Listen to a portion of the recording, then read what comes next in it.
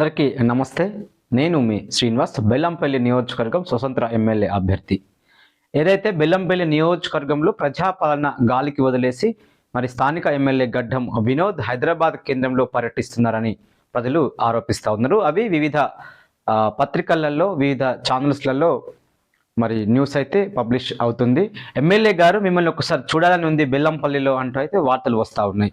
ఏదైతే ఎన్నికల కంటే ముందు కూడా గడ్డం వినోద్ తన కూతురు పైన ప్రమాణం చేసి బెల్లంపల్లి మరి నియోజకవర్గ కేంద్రంలో ఇల్లు కట్టుకొని ఉంటానని చెప్పేసి హామీ అయితే ఇవ్వడం జరిగింది. ఇక ఇవే కాక మరి ఎన్నికల సమయంలో అనేక హామీలు ఇచ్చారు. అవి నెరవేర్చడంలో బెల్లంపల్లి ఎమ్మెల్యే గడ్డం వినోద్ విఫలమయ్యారని ప్రజలు ఆరోపిస్తూ ఉన్నారు.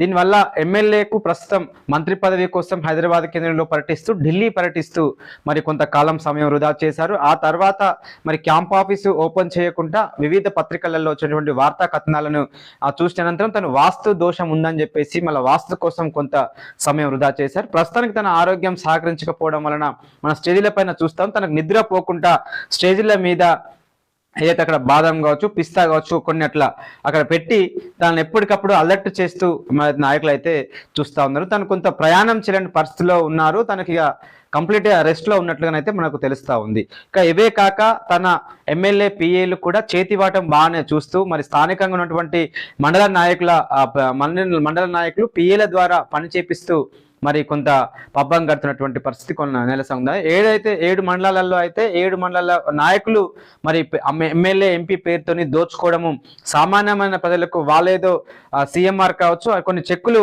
మేమంటే మేము పంపిణీ చేయాలని చెప్పేసి వాళ్ళ మధ్యలో వర్గపోరు, పార్టీ మారి వచ్చినటువంటి వాళ్ళకే ప్రాధాన్యత కల్పించడం ద్వారా స్థానిక ఎన్నికలలో కాంగ్రెస్ పార్టీకి చుక్కెదిరే అన్నట్లుగా మనం కనిపిస్తూ ఉంది. ఇక వర్గ భేదాలు, ఇక్కడ సీనియర్ జూనియర్, మరొక వైపు కాంగ్రెస్ లో స్థానికంగా ఎమ్మెల్యే ఉండకపోవడం, పిఏలు చేతివాటం తీసుకోవడం, ఇట్లా ప్రజలను గాలికి వదిలేసి అనేక ఇబ్బందులకు గురి చేస్తా ఉన్నారు. ఇదంతా కూడా గతంలో ఎమ్మెల్యేగా గడ్డం వినోద్ వస్తే డబ్బుంది, మంత్రి పదవి చేసిన అనుభవం ఉంది, బెల్లంపల్లి నియోజకవర్గం మారితే అని చెప్పేసి ప్రజలు ఓటేశారు. కానీ వాళ్ళ యొక్క ఆశలు మాత్రం మరి ఏదో బూడిదలో పన్నీరు పోసినట్లుగా అయింది. పాపం ఇప్పుడు బెల్లంపల్లి ప్రజలు దిక్కుతోచిన స్థితిలో ఉన్నారు. వాళ్ళని పట్టించుకునేటువంటి పరిస్థితిలో మరి ఏ నాయకులు లేరు. ఇక స్థానికంగా ఉన్న నాయకులకు ఏం కావాలన్నా కూడా మరి డబ్బులు ఇస్తే తప్ప పని అయ్యేటువంటి పరిస్థితి కనబడతలేదు. కాబట్టి ఇట్లా చాలా మంది ప్రజలు ఇబ్బంది పడతా ఉన్నారు, గుసగుస పెడతా ఉన్నారు. స్థానిక ఎన్నికల్లో కాంగ్రెస్ పార్టీకి ఓటమి తప్పదని చెప్తా ఉన్నారు. సో ఇలా అనేక సమస్యలు గాలికి వదిలేసి బెల్లంపల్లి ఎమ్మెల్యే అయితే మరి హైదరాబాద్ కేంద్రంగానే ఉంటూ కొద్ది రోజులుగా కనిపించట్లేదు. మరి ఏవో చిన్న చిన్న కార్యక్రమాలు చేసి తన ఉనికిని కాపాడుకోవడం కోసం చేస్తున్నానని చెప్పేసి ప్రజలైతే ఇక్కడ ఆరోపిస్తా ఉన్నారు. నిన్న పత్రికలలో కూడా ఎమ్మెల్యే గారు మిమ్మల్ని చూడాలి అని చెప్పేసి మీ కూతురు పైన ఒట్టేశారు, బాండ్ పేపర్ రాసిచ్చారు, ఏమైంది, అభివృద్ధి ఎటు పోయింది అని చెప్పేసి అయితే ప్రజలు ప్రశ్నిస్తా ఉన్నారు. సో ఇది బెల్లంపల్లి పరిస్థితి ఇట్లా కొనసాగుతూ ఉన్నది. కాబట్టి దయచేసి ప్రజలారా, డబ్బు ఉందనో పదవి ఉన్నదనో సీనియర్ అనో అలా ఆలోచించకుండా కొంత బెల్లంపల్లి నియోజకవర్గానికి మంచి నాయకులు, యువకులు అవసరం ఉంది. యువతని గెలిపించే దిశగా ఆలోచించి చేయండి. ఎందుకంటే డాక్టర్ బాబాసాహెబ్ అంబేద్కర్ మనకు ఎంతో కష్టపడి ఓటు హక్కును ఇచ్చాడు.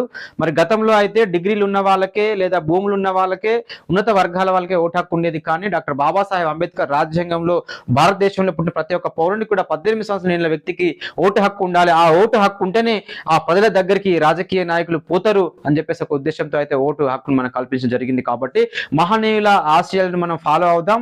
ఏదైతే నాయకుడిని చూడకుండా, మరి డబ్బును చూడకుండా, పార్టీలను కాకుండా, పార్టీలు ఏముంది ఇవాళ ఈ పార్టీలు ఉంటాం, రేపు వేరే పార్టీలు ఉంటాం, పార్టీలు అనేటి రోజుకొక పూట మరి రోజుకొక పార్టీ మారుతూనే ఉంటారు. కాబట్టి దయచేసి స్థానికంగా ఉన్నటువంటి నాయకుడిని, చదువుకున్న యువకుడిని ఎన్నుకోవాలని చెప్పేసి ఈ సందర్భంగా చేస్తా ఉన్నాం. బెల్లంపల్లి ఎమ్మెల్యే గారు అయితే బెల్లంపల్లి అభివృద్ధి పైన మరి మీ దృష్టి సారించాలని చెప్పేసి అయితే ఈ సందర్భంగా డిమాండ్ చేయడం జరుగుతూ ఉంది. మన ఛానల్ని చూస్తున్న ప్రతి ఒక్కరూ సబ్స్క్రైబ్ చేసుకొని లైక్ చేసి షేర్ చేయడం మర్చిపోకండి.